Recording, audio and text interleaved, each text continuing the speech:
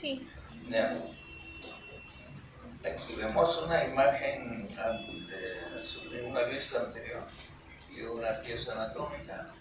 Este es el lóbulo izquierdo del hígado, este es el lóbulo derecho.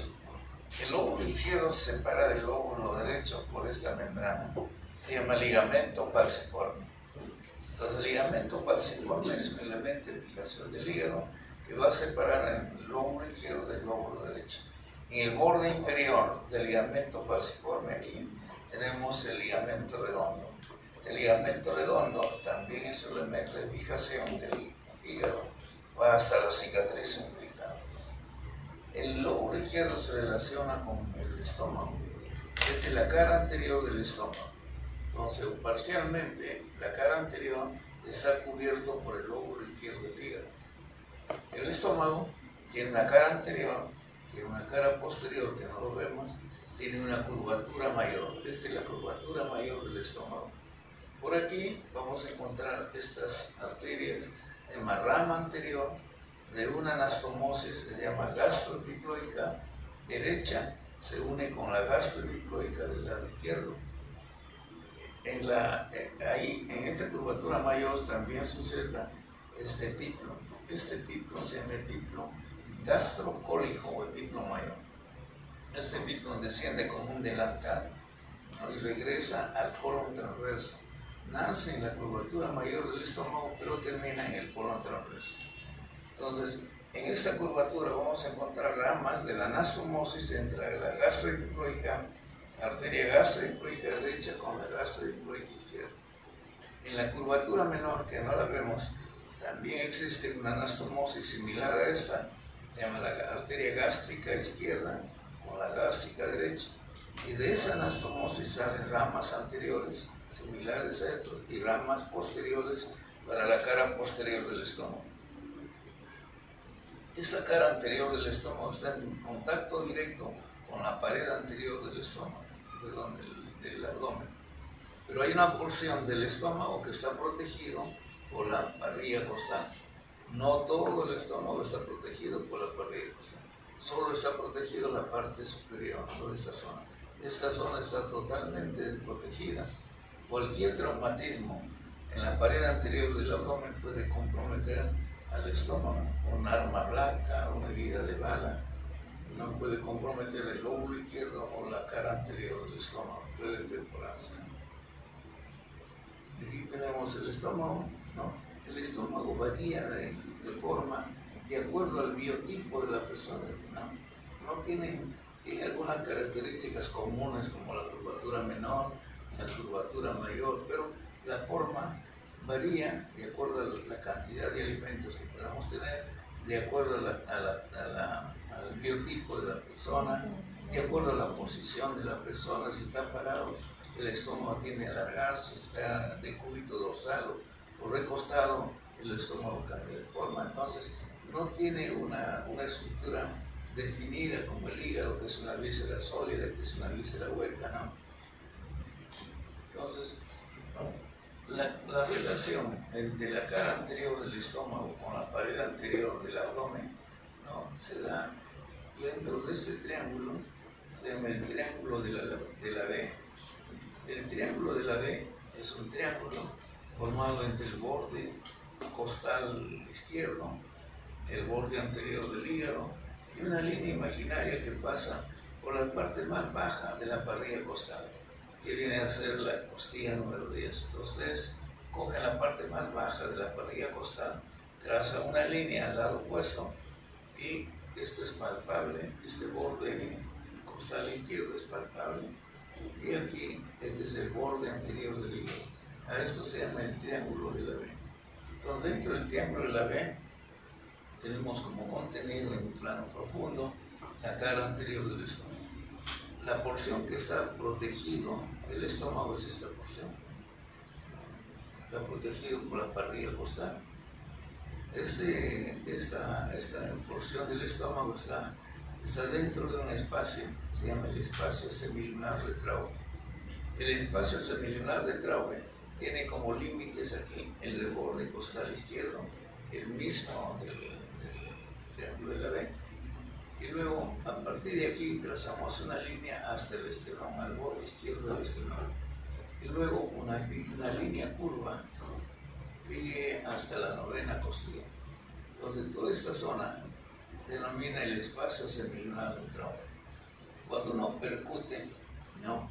Percusión significa, no sé si en algún momento le colocan la mano y golpean con un dedo, ¿no? al tórax, ¿no? Eso lo hace el cirujano de abdomen o de tórax, ¿no? Para determinar si hay líquido o si es el sonido normal, por el pulmón está sano, ¿no? Pero cuando hay líquido cambia de sonido. Entonces cuando uno percute en esta zona se siente como una caja vacía. No, es diferente cuando uno percute esta zona, porque esta zona del estómago generalmente está vacía. Los alimentos que uno ingiere va a la parte de mayor declive, va al antro pilórico, esta zona, y se va llenando. Pero casi nunca está ocupado por alimentos esta zona, la parte más elevada del estómago, que se llama el fondo gástrico. Entonces siempre cuando van percutiendo, el sonido aquí es diferente al sonido aquí, ¿no? Entonces, ahora si nosotros percibimos a la percusión una zona del sonido igual que el hígado, podemos pensar que aquí hay una masa tumoral, ¿no? Y eso se puede corroborar con un examen endoscópico. El gastroenterólogo entra con un tubo y mira en el monitor a lo que está por donde está ingresando el tubo y puede visualizar la mucosa de todo el estómago. ¿No? Se llama una endoscopía alta, ¿no? Y puede tomar fotografías, puede hacer biopsias, ¿no? De la mucosa sospechosa y luego lo manda al patólogo y el patólogo nos dice si es una úlcera benigna o es una úlcera maligna o es una masa tumoral sólida, ¿no? Entonces, esa es la correlación entre la cara anterior del estómago, que sería todo esto, parte de la parrilla costal y la pared abdominal anterior. Entonces aquí, como podemos ver, la parte inferior del estómago, la cara anterior, está totalmente desprotegida. O sea, detrás de la pared abdominal ahí está el estómago, ¿no? Cuando hay un cáncer de esófago, el paciente no puede pasar los alimentos y se le hace una endoscopía, encuentran un tumor dentro del esófago, que es una vía digestiva. ¿Y qué hacemos? ¿Cómo alimentamos al paciente? Hay que hacer se llama una gastrostomía. El cirujano general viene, hace un corte en la pared anterior del abdomen, ubica la cara anterior del estómago, que hace una pequeña incisión y por ahí coloca una sonda. Y a través de una dieta licuada o líquida podemos alimentar al paciente, ¿no? El paciente no debe morirse desnutrido, ¿no? No es lo adecuado ni con dolor, ¿no? Se llama la unidad de dolor, son personas de anestesiología expertos en dolor, controlan el dolor del paciente. En pacientes ya no se puede hacer nada, ¿no? Y eso es doloroso ver a un paciente así, ¿no? ¿Cuál es la función del estómago? El estómago, su función es la acumulación de alimentos. Entonces los alimentos que van ingresando van a ser sometidos al jugo gástrico. El jugo gástrico tiene el ácido clorhídrico como uno de sus componentes, ¿no? Entonces estos alimentos van a empezar a sufrir un proceso, ¿no? De la digestión, comienza la digestión y el producto de la mezcla entre los alimentos y el jugo gástrico es una sustancia semilíquida, se llama quimo. O sea, al final de la digestión en el estómago, ¿no? Vamos a obtener como un producto el quimo, porque es una mezcla semilíquida. Luego esta sustancia tiene que pasar al duodeno, que es la siguiente porción. Primero será el esófago, luego viene el estómago, luego viene el duodeno, que es la primera porción del intestino delgado. El intestino delgado está formado por duodeno, por yeyuno y por ilio. Entonces, al pasar al duodeno, ahí empieza la segunda etapa de la digestión, pero quien se encarga de pasar en forma progresiva los alimentos es un esfínter que se encuentra en este nivel, se llama el esfínter pilórico. El esfínter pilórico está formado por fibras lisas, circulares, alrededor de la luz, ¿no? Este esfínter tiene la capacidad y la propiedad y la función de regular el vaciamiento gástrico. Entonces esa sustancia semilíquida que está en el estómago, no todo va a ir al duodeno, en forma progresiva va a ir pasando hacia el duodeno. Y quien se encarga de regular esta progresión es el esfínter pilórico, ¿no? Entonces, de rato en rato se relaja, deja pasar un volumen de quimo hacia el duodeno y luego inmediatamente se cierra, ¿no? Y así progresivamente va pasando el quimo hacia el duodeno para continuar con la digestión. Entonces, la forma del estómago, el tamaño, la forma, la posición, va a variar de acuerdo al biotipo, ¿no? Y al sexo, ¿no? Ahora, puede variar también dependiendo del movimiento del diafragma. En la inspiración, ¿qué pasaba con el diafragma? Desciende, entonces al estómago va a ser que descienda, ¿no? Y va a depender del volumen de alimento. Si hay mayor volumen, entonces va a descender, puede descender hasta la pelvis, se puede alargar hasta la pelvis, ¿no? Va a depender de la posición de la persona, si está de pie o si está recostada sobre la cama o sobre una camilla. Entonces es un órgano que cambia de forma, cambia de tamaño, de volumen, de acuerdo a ciertos parámetros, ¿no? Pues si estamos de costado o de cúbito dorsal, esta posición se llama decúbito dorsal o supina, ¿no? Cuando está boca abajo será prono o decúbito ventral, o sea, ¿no? El pecho sobre la cama o sobre la camilla. En esta posición el estómago tendrá esta ubicación, pero si el paciente o la persona está de pie, ¿no es cierto? Es una persona delgada, ¿no? Y se encuentra de pie, el estómago puede descender, dice, hasta la pelvis, va a depender del volumen del alimento, ¿no? Ahora, ¿cuáles son las partes del estómago? La primera porción del estómago, esta cuestión, se llama el cardias, que es la zona continua al esófago. El esófago termina en esta línea y continúa el cardias, que es parte del estómago. A nivel del cardias, aquí existen fibras circulares que evitan que el jugo gástrico regrese hacia el esófago. Normalmente el jugo gástrico está formado principalmente por ácido clorhídrico, no regrese al esófago, porque la mucosa esofágica no está condicionada o no es resistente al ácido. En cambio la mucosa gástrica, ¿sí? ¿Qué pasa cuando hay reflujo? A eso se llama reflujo. El paciente siente un dolor detrás del esternón, un dolor quemante, ¿no? Que va por detrás del esternón y a veces llega a la laringe y empieza la tos y va lesionando la laringe y la mucosa de la laringe. O sea, sale por la vía digestiva y se mete a la vía respiratoria, a la laringe, ¿no? Entonces, a ese reflujo, a veces no existe un buen tono muscular en el esfínter, lo suficiente como para mantener el jugo gástrico dentro del estómago. Entonces, se llama reflujo, ¿no? Y el término para señalar el dolor tipo quemazón detrás del esternón se llama pirosis. El paciente tiene una pirosis. Entonces, en la historia clínica pone paciente refiere pirosis, ¿no? Generalmente, nosotros como médicos, ustedes van a la nomenclatura es inmensa y los términos médicos son iguales. No colocamos al paciente, refiere, que cada cierto momento le arde detrás del esternón, decimos, el paciente tiene una pirosis. Entonces, todos tienen que aprender a manejar los términos médicos, ¿no? Para entender un texto, para entender una charla, ¿no? Bueno, entonces, el cardias rodea al orificio, el músculo liso que está alrededor va a rodear al cardio, que es la primera porción.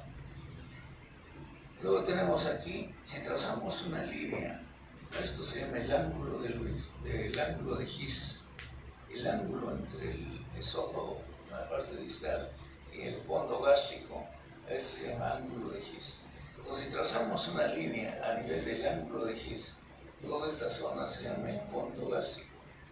Este fondo gástrico generalmente está ya con aire, no hay alimentos, ¿no?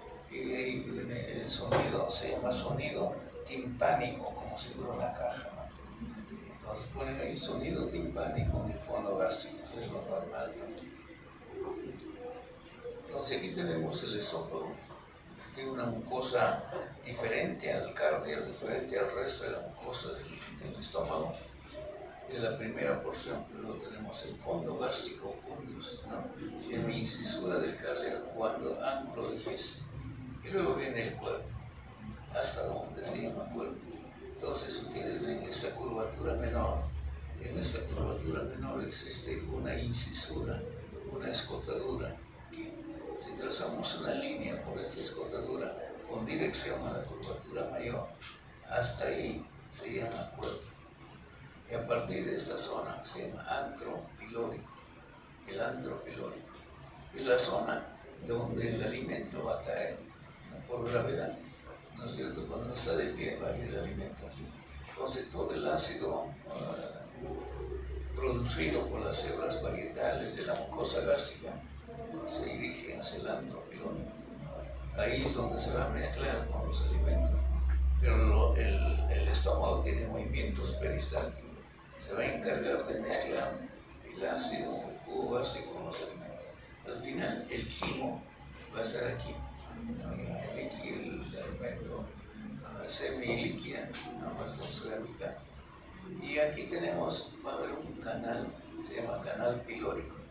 En la parte distal del canal pilórico estará el esfínter pilórico. Alrededor son fibras musculares circulares, ¿no? En mayor cantidad que el resto de la pared gástrica, ¿no? Todo el tubo digestivo, esófago, estómago, intestino, hasta el recto, presenta fibras longitudinales, ¿no? Que sigue el eje de la vía digestiva, pero también hay fibras circulares alrededor. Entonces, esas fibras circulares hay en mayor densidad al final del canal pilórico, y esas fibras en mayor densidad, el número va a formar un esfínter, se llama el esfínter pilórico. Entonces ese esfínter se va a encargar de regular, se llama regular el vaciamiento gástrico. Los términos en fisiología se llama vaciamiento gástrico. Quien lo regula es el esfínter pilórico.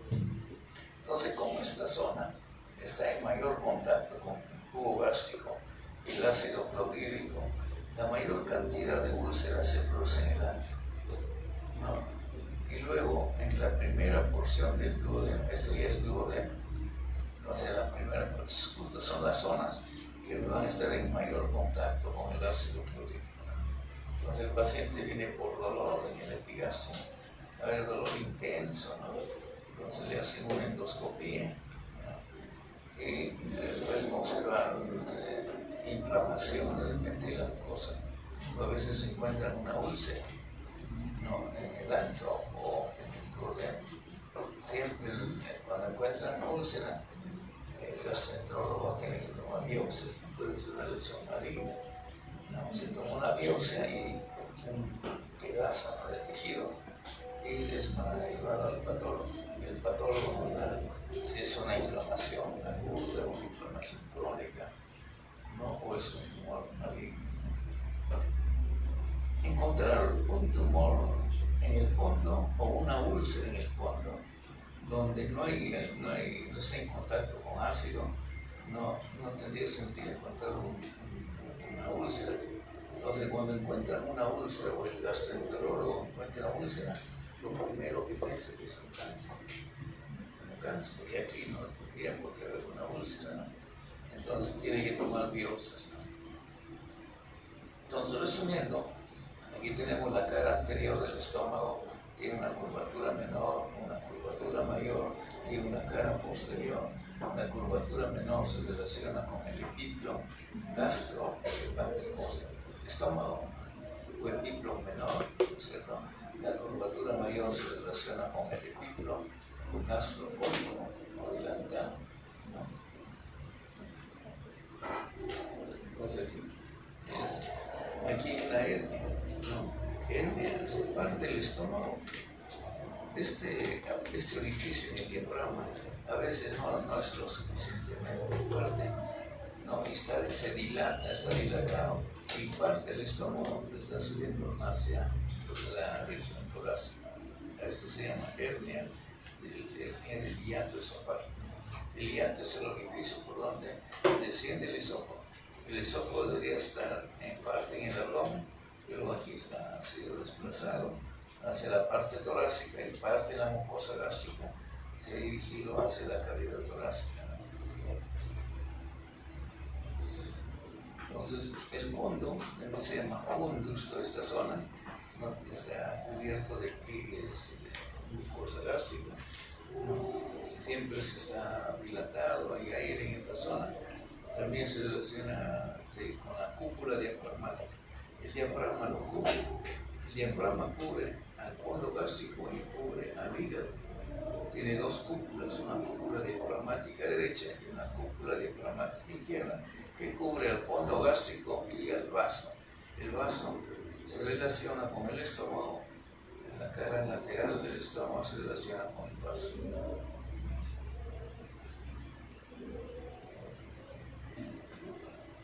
Entonces, cuando se pide una imagen, una radiografía con sustancia de contraste, al paciente se le pide que tome una sustancia varitada, ¿no? Y cuenta un determinado número de segundos y empieza a tomar placas, ¿no? Y aquí podemos ver una onda peristáltica, ¿no? Empiezan las ondas peristálticas para empujar el bolo alimenticio de la parte proximal hacia la parte distal. También podemos ver aquí unos pliegues, se llaman los pliegues gástricos. Estos pliegues gástricos conducen, ¿no? Orientan al líquido dirigirse hacia el píloro, ¿no? Son como unos canales. Cuando estos pliegues, que deben ser paralelos en toda la mucosa, de ser pliegues paralelos, con dirección hacia el píloro, a veces los pliegues están orientados hacia un punto, son radiales, ¿no? Hacia un punto, en vez de ser paralelos, son radiales a una determinada zona.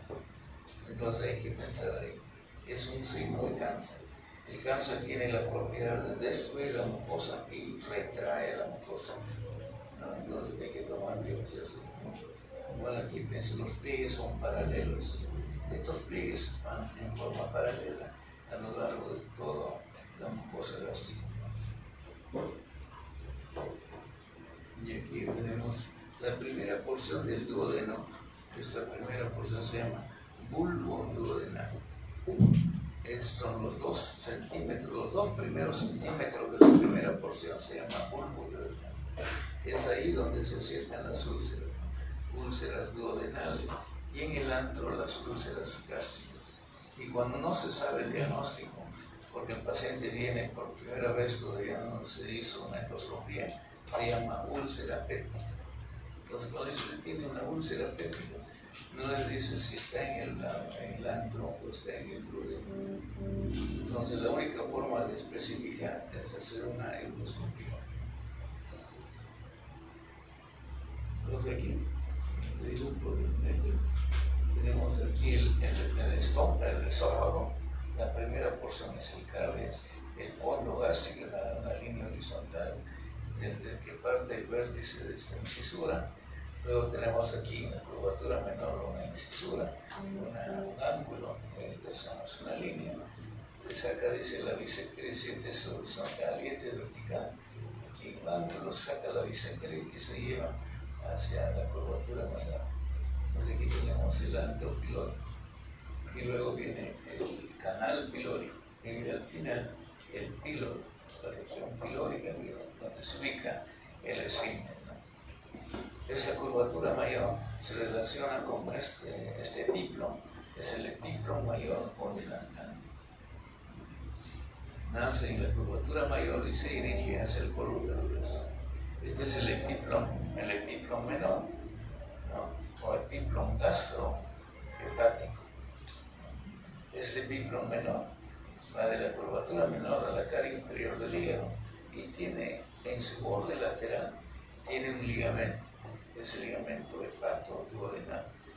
En el espesor de ese ligamento, si nosotros disecamos, ahí vamos a encontrar a la arteria hepática propia yendo hacia el hígado, vamos a encontrar la vía biliar, el conducto colédoco y detrás la vena porta. Entonces, el pedículo hepático está dentro del ligamento hepato-duodenal.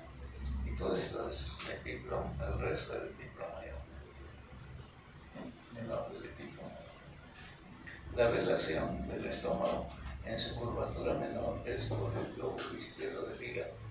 Aquí, este es el vaso, la cara lateral del estómago se relaciona con la cara anterointerna del vaso.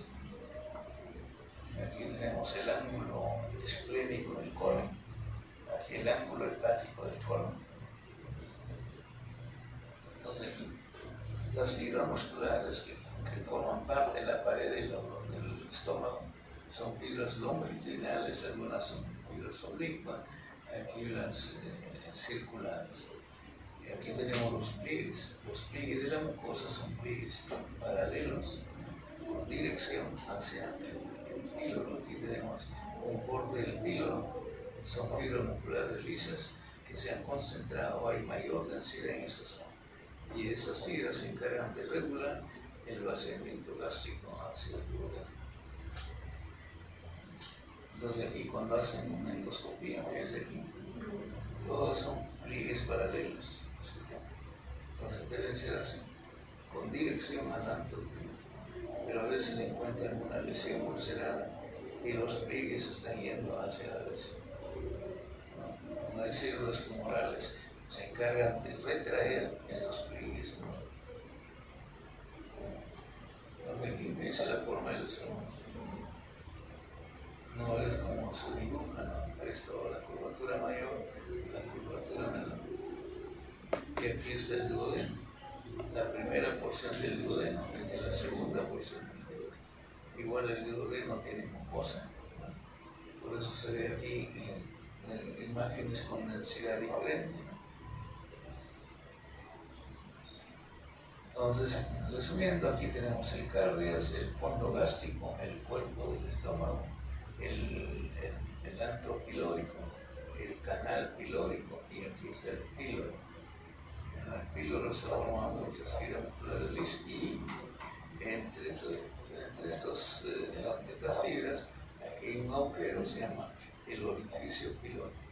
Normalmente esto debe estar cerrado, ¿no? Luego, cuando se produce el vaciamiento, se abre y pasa un cierto volumen de quimo hacia el duodeno. Aquí tenemos la porción, esta es una onda peristáltica, ¿no? Este es el antro, está empujando los alimentos hacia el píloro y luego hacia la ampolla del duodeno. Ahora, en posición supina, esa posición, en posición el nivel del plano transpilórico, aquí tenemos un plano transpilórico que pasa por L1. En este plano transpilórico vamos a encontrar varias estructuras. No está el pedículo de los riñones a ese nivel. Aquí el píloro está aquí en la parte central. Y luego viene la primera porción del duodeno, la segunda, tercera y cuarta. Y este ya hay uno. Entonces, este se llama el plano transpilórico. Más adelante del L1. A ese nivel, hacia arriba está el estómago y hacia el lado lateral derecho el duodeno. Entonces, en posición supina está el L1. O sea, de cúbito, o sea, cuando se acostado. Y en posición de bipedestación o de pie, oscila entre L2 y el éter, o sea, el píloro desciende, ¿no? Porque el estómago por gravedad va a descender, ¿no? Entonces aquí, fíjense, las fibras musculares lisas son estas, se han concentrado. Aquí también hay fibras musculares, pero en menor magnitud. En esta zona hay mayor concentración de fibras locales circulares y van a formar todo esto el esfínter pilórico.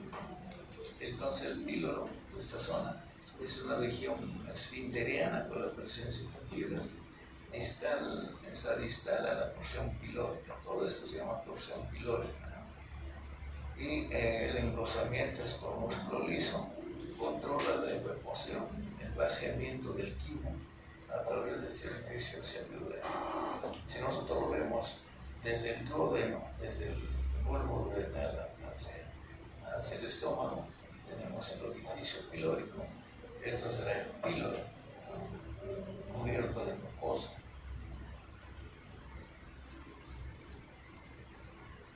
Dice, el estómago se vacía de manera intermitente, o sea, no se abre el píloro y pasa todo el volumen, ¿no? En forma progresiva va pasando el alimento. Cuando la presión originada por el peristaltismo, porque al originarse las contracciones de la pared del músculo, el alimento va a ser empujado hacia la parte distal, ¿no? Cuando esa presión vence la resistencia del píloro, es que se produce el vaciamiento gástrico, ¿no? Entonces es importante los movimientos peristálticos. Por eso, y el hecho de moverse estimula el peristaltismo. Por eso las personas salgan a caminar en la noche, luego de comer van a caminar, ¿no? Entonces eso ayuda el peristaltismo. Dice, el píloro tiene una contracción tónica. ¿Qué es una contracción tónica? Una contracción constante. Solo se va a abrir cuando la presión originada por el peristaltismo es mayor que la presión que ejerce el músculo, ¿no? Entonces, aquí pues, todo el tiempo está cerrado, eso significa tónico. Entonces, cuando el peristaltismo vence o estimula el aumento de la presión en el estómago, solo de esa forma se va a abrir el esfínter. Vamos a ver aquí las arterias que irrigan al estómago, ¿no? El estómago está ricamente vascularizado, ¿no? Todo el tubo digestivo está ricamente vascularizado. Donde hay mayor movimiento, mayor actividad, necesita más glucosa, ¿no? Como un alimento, una fuente de energía, necesita oxígeno, necesita glucosa, ¿no? Entonces eso va a través de la irrigación. Entonces aquí tenemos la curvatura mayor del estómago y aquí la curvatura menor. Entonces aquí en el fondo vamos a tener un tronco, se llama el tronco celíaco. ¿De dónde sale el tronco celíaco? De la aorta. La aorta tiene el grosor de un pulgar, es un vaso de gran calibre, ¿no? Entonces está detrás del hígado, detrás del estómago, aquí apenas podemos ver a la aorta. Y está el orificio aórtico del diafragma, ¿no es cierto? Por ahí está descendiendo. La aorta torácica, a ese nivel cambia a aorta abdominal. Una de sus primeras ramas es el tronco celíaco.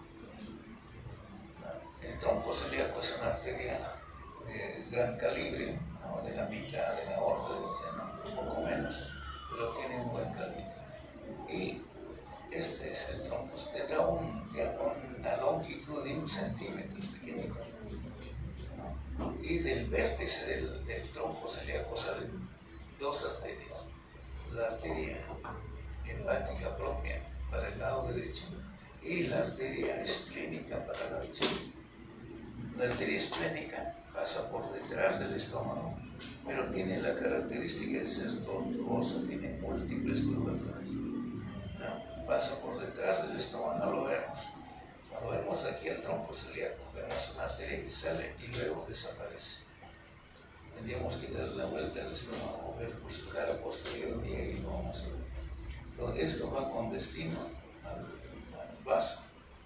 Pero esta arteria esplénica tiene ramas para la cara posterior del estómago. Es una arteria gástrica posterior.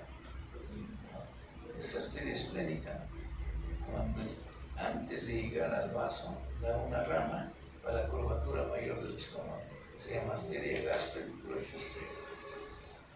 Y esta arteria gastroepiploica izquierda se va a unir con la gastroepiploica derecha y van a formar un arco arterial. De este arco arterial salen ramas para la cara anterior del estómago, ramas para la cara posterior del estómago, y como esta curvatura mayor se relaciona con el delantal, también da vasos epiploicos para el epiplo mayor. Por eso esta arteria se llama gastroepiploica o gastroomental. Tiene ramas gástricas y ramas para el epiplo. Su nombre antiguo es gastroepiploica, pero omental es equivalente a epiplo, ¿no? Entonces, arteria gastroomental con vasos omentales serían los vasos epiploicos y vasos gástricos. ¿De dónde sale esta arteria gastroepiploica o gastroomental derecha? La gastromental izquierda de la esplénica, y esta arteria, ¿de dónde se origina? Entonces, aquí vimos el lado del tronco celíaco, para el lado izquierdo de la esplénica. Para el lado derecho sale la arteria hepática común, que tiene una posición horizontal. Cuando cambia de nombre, ahí se llama arteria hepática propia. Entonces, la horizontal es hepática común, rama del tronco celíaco. Aquí cambia dirección y se hace vertical. Ahí se llama arteria hepática propia. Y la arteria hepática propia se divide en dos ramas. Uno, la hepática derecha, y otro, la hepática izquierda. La hepática izquierda para el lóbulo izquierdo del hígado, la hepática derecha para el lóbulo derecho del hígado. Pero de la hepática derecha sale la arteria cística, esta va a la vesícula biliar. Quien irriga la vesícula biliar es la arteria cística, esta. Entonces, cuando el cirujano va a operar, va a sacar la vesícula que está lleno de cálculos, ya no funciona, ya no tiene, más bien hay riesgo que el cálculo se desplace y obstruya la vía biliar. Entonces el cirujano va a buscar a la arteria cística, a esta arteria, para colocar dos pinzas, corta, y el residente hace los nudos, ya queda clausurada, la vesícula ya no tiene irrigación, hay que buscar la vena, también hacemos lo mismo, ¿no? Se secciona, ya está libre la vesícula para ser disecada y resecada, ¿no? Resección significa sacar, ¿no? Entonces, tenemos el tronco celíaco, la esplénica para el lado izquierdo, por detrás del estómago, tiene curvaturas, y la hepática derecha la hepática común es horizontal, y cuando cambia de dirección, hepática propia, se divide en dos, hepática derecha y hepática izquierda. En este punto, donde cambia de dirección, da una rama de hepática común. Bueno, esa rama que viene por detrás, esta de aquí, la que viene por detrás del duodeno, detrás de la primera porción, se llama gastroduodenal. Entonces la gastroduodenal sale del límite entre hepática común y hepática propia. Va por detrás de la primera porción del duodeno, y cuando se encuentra en el borde inferior del duodeno, ahí es donde da su rama gastroepiploica derecha o gastromental. O sea, la gastromental derecha sale de la gastroduodenal, la arteria gastroduodenal de este tronco. Entonces aquí se anastomosa. Ahora, esa es la anastomosis en la curvatura menor. La anastomosis en la curvatura menor, tenemos de nuevo el tronco celíaco, esplénica y la hepática común. Fíjense que una arteria de menor calibre que esta se llama gástrica izquierda. Esta gástrica izquierda se dirige a la curvatura menor del estómago, asciende, ¿no? En esta curvatura da vasos para el esófago, vasos esofágicos. Algunas veces da ramas para el hígado, ramas accesorias para el hígado. Y luego de la curvatura de este codo, hacia la curvatura menor para anastomosarse con este de aquí, con la gástrica derecha. ¿Y de dónde sale la gástrica derecha? De la hepática. Viene por aquí, la gástrica derecha se une con la gástrica izquierda en la curvatura menor. Y a partir de esta anastomosis da ramas anteriores para la cara anterior del estómago y ramas posteriores para la cara posterior, como una pinza, ¿no? Una rama anterior y una rama posterior. Entonces, los vasos que irrigan al estómago son las gastromentales, por aquí izquierda, derecha, la gástrica izquierda, la gástrica derecha. Independientemente de estos vasos que se anastomosan entre sí, tenemos de aquí ramas directas del esplénico. Tenemos la arteria gástrica posterior, tenemos las gástricas cortas de la misma esplénica, salen múltiples ramas para la curvatura menor, que es la parte superior, para el fondo gástrico. Múltiples ramas se llaman vasos cortos o gástricas cortas. Entonces, esa es la vascularización. Entonces, cuando hay cáncer de estómago, el cirujano tiene que bloquear todas las ramas, pero solo las ramas que van al estómago, ¿no? Antes de resecar el estómago, antes de hacer una gastrectomía, o sea, es una gastrectomía, sacar el estómago cuando hay cáncer. Y uno dirá, ¿y cómo se va a alimentar? Simplemente ponen el esófago con el yeyuno o con el duodeno, elevan el yeyuno y lo unen, ¿no? Pero ya no tendrá el receptáculo, no hay el órgano que se encarga de almacenar alimentos, ¿no? Pero el paciente puede sobrevivir, le dan quimioterapia, radioterapia y superan a veces la enfermedad, pero tienen que tener control.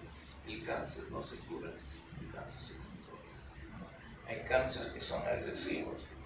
En 4 meses, cáncer de páncreas, ¿no? Cáncer de pulmón, 4 meses. No, la mayoría se puede controlar. Ahora hay inmunoterapia, es una nueva terapia. Son anticuerpos contra las células cancerosas, ¿no? Y eso está progresando. Por ejemplo, en cáncer de mama ya hay anticuerpos contra las células, ¿no? Un tipo de células que generan cáncer de mama. ¿No? Y hay retiro de la enfermedad, está controlado, ¿no? Entonces hay avances en cuanto antes solamente había cirugía, radioterapia, quimioterapia, ahora hay inmunoterapia. Pero ¿cuánto cuesta el tratamiento? Es un problema. Solamente es accesible a pacientes que están asegurados. El seguro compra, ¿no? Pero en MINSA lo mandan generalmente al INEI, ¿no? En el INEI ahí le dan tratamiento, pero es carísimo. Bueno, entonces, eso es en cuanto a la vascularización del estómago. Ahora aquí podemos, ¿y qué pasa con la gastrodenal? La gastrodenal que sale del límite entre la porción horizontal y vertical de la hepática va a dar una rama. Cuando está en este nivel, da la gastro aumentada, este de aquí, pero también da estas arterias. Se llama la arteria pancreático-duodenal superior anterior, porque va a la cara anterior de la cabeza del páncreas. A este nivel se ubica la cabeza del páncreas. Estas ramas son del pancreático-duodenal, son ramas para la cara anterior del páncreas y ramas para el duodeno, que se llama gastro o pancreático-duodenal superior, porque hay otra que viene de la mesentérica superior, hay otra arteria que sería la pancreático-duodenal inferior. Esta es la superior, pero hay 2 superiores, aquí hay otra, aquí atrás va a haber otra rama, se llama arteria pancreático-duodenal superior. Si va adelante de la cabeza del páncreas, es pancreático-duodenal superior anterior, delante de la cabeza del páncreas. Si va por detrás, que sale igual de la gastrodenal, tiene el mismo nombre, pancreático-duodenal superior, pero posterior, a la cara posterior. Y en la parte inferior habrá equivalentes a estas para que se anastomosen entre ellas. Entonces, ¿quién irriga al duodeno? Es la pancreático duodenal superior, anterior y posterior. Y las inferiores, que se van a estomazar con los equivalentes alrededor de la cabeza del páncreas. En cuanto al drenaje venoso, ¿no? El drenaje venoso, aquí tenemos la arteria, la vena porta, la curvatura menor, ¿no? Aquí tenemos la vena de la curvatura menor, la gástrica izquierda, la gástrica derecha. Esta va a desembocar directamente en la vena porta. La vena porta es aquella vena que trae sangre del yeyuno, del ilio, del apéndice, del ciervo, del colon ascendente y de la mitad del colon transverso. Esta arteria porta. Pero a través de la vena porta, a través de la mesentérica superior. A ver, de nuevo, ¿cómo se forma la vena porta? La vena porta es de aquí hasta aquí.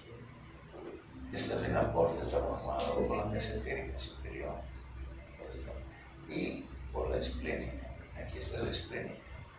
No lo vemos porque está detrás del estómago. Y en el borde superior del páncreas es la vena esplénica. Esta vena esplénica se une con la mesentérica superior. ¿A qué nivel? A nivel del cuello del páncreas. Y a partir de ahí se llama vena porta. Esta vena porta va a ingresar al hígado, ¿no? Ahora, la mesentérica superior, ¿de dónde trae el sangre? Del yeyuno y del ilio. Entonces, los alimentos que ingerimos primero ingresan al estómago, ahí empieza la digestión, aunque la digestión comienza en la boca. En la boca hay una enzima, se llama la tialina, ¿no? Pero el mayor procesamiento del alimento es en el estómago. Entonces, el alimento del estómago pasa al duodeno. En el duodeno desemboca la vía biliar.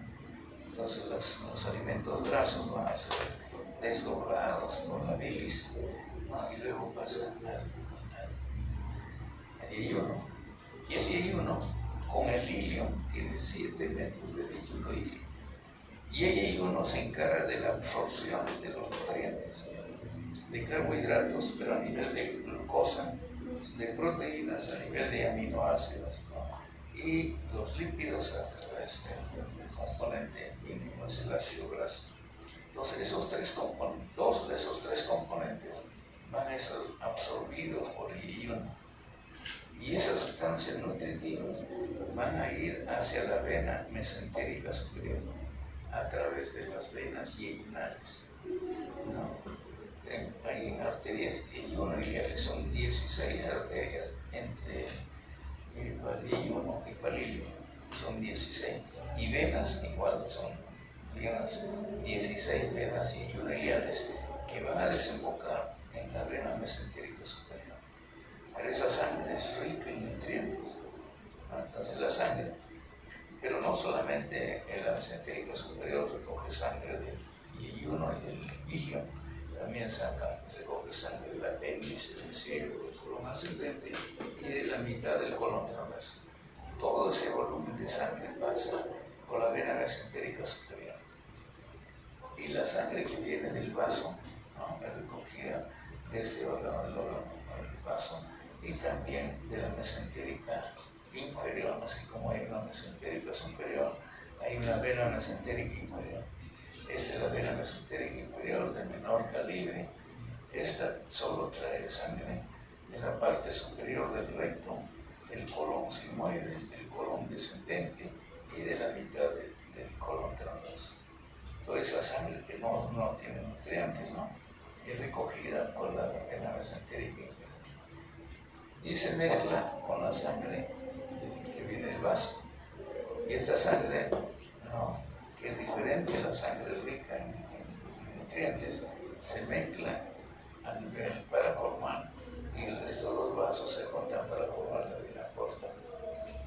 Y está entre el hígado, donde la glucosa se va a almacenar como glucógeno. Los aminoácidos servirán para formar diferentes tipos de proteínas por el hígado, Pero los ácidos grasos siguen otra ruta, se van hacia los vasos linfáticos, van por otro camino y se integran luego a las venas, ¿no? Pero tienen otro recorrido. Entonces, el estómago va a recibir a la vena gástrica izquierda, pues, gástrica derecha, el drenaje venoso hacia la porta, también la gástrica izquierda hacia la porta. En cambio, las venas gastromentales izquierdas, que son equivalentes a las arterias, la gastromental izquierda va a la vena esplénica, la gastromental derecha va a la mesentérica superior, y de ahí hacia la vena porta. Al final, todo ese volumen de sangre va a la vena porta. Entonces, el drenaje venoso es por la gástrica derecha, la gástrica izquierda, las venas gastromentales equivalentes a las arterias, ¿no? Entonces, el cirujano, esta cirugía dura horas porque tiene que ligar, primero buscar, uno no abre y ahí están todas las venas, hay que buscar, están dentro de los epiplones, dentro de los vasos, hay que disecar, ubicarlos, poner dos pinzas, cortar, ¿no? Cada uno de los vasos para resecar el estómago. Son cirugías que duran 10, 12 horas de cirugía. La inervación, el vago, hay un vago izquierdo y un vago derecho, ¿no? Pero el vago derecho va al borde lateral derecho del esófago, cuando está en el cuello, ¿no? Igual en el vago izquierdo, en el borde lateral izquierdo del esófago. Pero a medida que el esófago va descendiendo, ¿no? El vago izquierdo se va hacia la cara anterior y el vago derecho a la cara posterior. Ya no está en el lado derecho en la, sino uno a la cara anterior y el otro a la cara posterior. Y entre ellos van dando múltiples ramas y se van anastomosando, ¿no? Entre ellos. Y al final, cuando va a llegar hacia el estómago, ya no se llama vago izquierdo, vago derecho, se llama tronco vagal anterior y atrás tronco vagal posterior, ¿no? Ya no tiene el nombre anterior. Entonces, por eso aquí, la inervación parasimpática del estómago está dado por el tronco vagal anterior. Dice, atraviesa el hiato, es decir, el orificio esofágico, por ahí ingresa, pasa por delante del esófago y va por la curvatura menor, por esta curvatura menor, ¿no? Y una de estas ramas se parece a la pata de cuervo, ¿no? Esta es la pata de cuervo, ¿no? Está en la curvatura menor, dado por este nervio, esta rama, y una rama anterior, una rama posterior, ¿no? Y aquí está dando múltiples ramas para la musculatura, ¿no? para el estímulo de ácido clorhídrico por las células parietales. Entonces, ¿quién estimula la producción y la secreción de ácido clorhídrico? Es el vago, ¿no? Entonces, antes, ¿cómo trataban las gastritis? ¿No? Antes le daban medicamentos antiácidos, ¿no?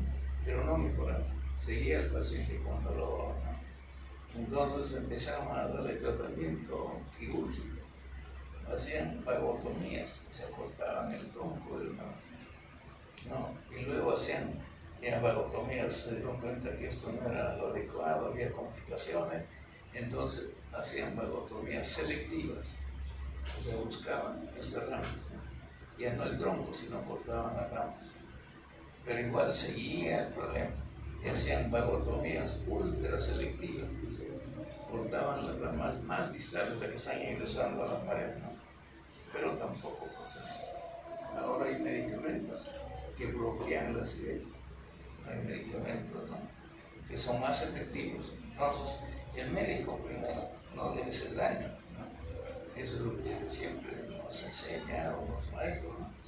Entonces, tratar de evitar problemas al paciente, tratar de ayudarlo. Si no pueden, no lo cojan, no lo toquen, ¿no?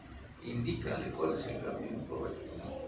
No por dinero no lo hacen, no regrese 15 días, si no son capaces de hacerlo, ¿no? Y eso se van a evitar problemas, ¿no?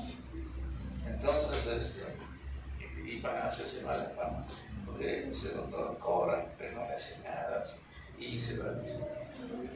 Entonces, tratar de ser lo más honesto con nuestro paciente. Entonces aquí tiene ramos para el hígado, tiene ramos para el duodeno, ¿no? Y el tronco vagal anterior termina dando ramos gástricos anteriores, para la cara anterior del estómago. Eso es su vascularización. Claro, al cortar el vago, que es el que estimula la secreción de ácido, ¿no? Esa era la idea, ¿no? Si corta el nervio que estimula la producción de ácido clorhídrico, ¿no? Pero hay múltiples ramas, no es una sola rama. Y si cortaban el vago, había otros problemas, ¿no? Colaterales, ¿no? Aquí el tronco vagal posterior se va hacia la cara posterior, ¿no? Igual tiene ramas para la cara posterior del estómago. La misma función, estimular la secreción de ácido clorhídrico. La inervación simpática siempre acompaña a las arterias. Si los nervios simpáticos están alrededor de todas las arterias gástricas, gastrodenales, ¿cuál es la función? Generar vasoconstricción, o sea, disminuir el flujo sanguíneo, o cuando dejan de actuar hay vasodilatación.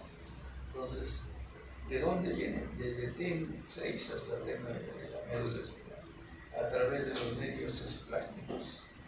Hay nervios esplácnicos mayores, menores, inferiores, pero por estos nervios esplácnicos se originan desde el ganglio simpático, desde T6 hasta T9, que están a los costados de la columna vertebral, pero se originan en la médula espinal. Estos nervios van al plexo celíaco. Habíamos hablado del tronco celíaco, ¿no es cierto? Hay un tronco celíaco aquí. Alrededor del tronco celíaco hay plexos nerviosos, se llama plexo celíaco, plexos sanguinarios. Entonces, ese plexo celíaco está formado por el sistema nervioso simpático. Y a partir de ahí, siguen a cada rama arterial alrededor de la esplénica, alrededor de la hepática común, alrededor de cada una de las arterias está la inervación simpática. Aquí tenemos, este es la cadena simpática en el tórax, ¿no? En el tórax tenemos la cadena simpática con ganglios simpáticos. Este es en el mediastino posterior. A partir de C6 o C5 hasta C9 se van saliendo ramas y al final forman el nervio esplácnico mayor del ganglio T10 y T11 y el nervio esplácnico menor, y de T12 el nervio esplácnico inferior. Estos nervios se van a dirigir al plexo celíaco y a partir de ahí siguen a cada una de las ramas arteriales. El drenaje linfático es múltiple.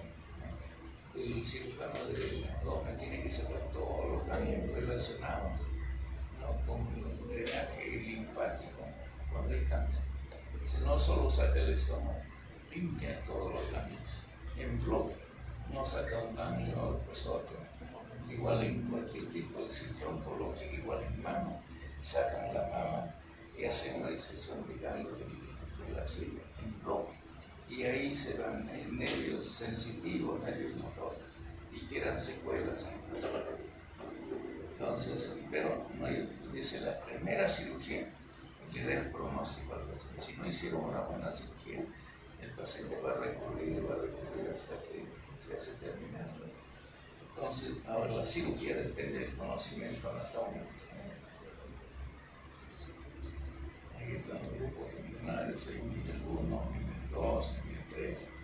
Va a depender en qué nivel, en dónde se encuentra la célula tumoral, y el pronóstico va a depender de qué niveles sean los más cercanos al estómago, o los que están en un segundo nivel, o ya fue más allá.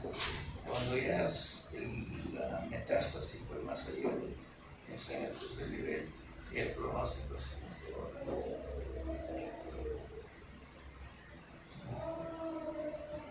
El lecho gástrico se refiere al lugar donde descansa el estómago, cuando no está en decúbito Va a descansar sobre la cúpula diafragmática izquierda, descansa sobre el vaso, sobre el riñón izquierdo, sobre la glándula suprarrenal izquierda, sobre la arteria esplénica. Está delante el páncreas y delante el mesocoronidioso. A eso le llaman el lecho gástrico, cuando el paciente está en decúbito dorsal, no con una boca arriba, en una camilla o en una cama.